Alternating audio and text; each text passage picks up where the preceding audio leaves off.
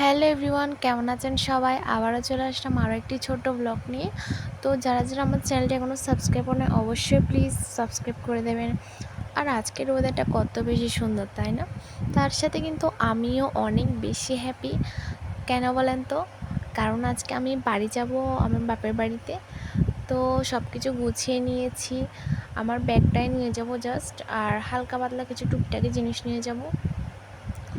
তো ফাইনালি আমি কিন্তু রেডি হয়ে গিয়েছি। একটা মেয়ে কিন্তু বিয়ের পর বাড়ি যাওয়া নিয়ে অনেক বেশি এক্সাইটেড থাকে, তাই না?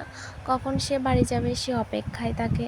আমি কিন্তু আমার মাকে বেশি মিস করি বিয়ের পর।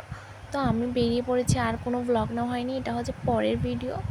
আমি স্নান করে নিয়েছি, এরপর আমার ফেভারিট ক্রিমটা ইউজ করতেছি, সফট। আর আমার মা আমার পছন্দের খাবারই রান্না করেছে, বিরিয়ানি।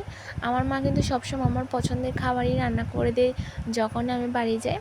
তো এরপর আমি বিকেলের দিকে ছাদে চলে গিয়েছিলাম, কারণ আমি বাড়ি থাকলে অবশ্যই ছাদে টাইম কাটাতে বেশি পছন্দ করি। সবাই মিলে আমরা ছাদে অনেক বেশি মজা করি।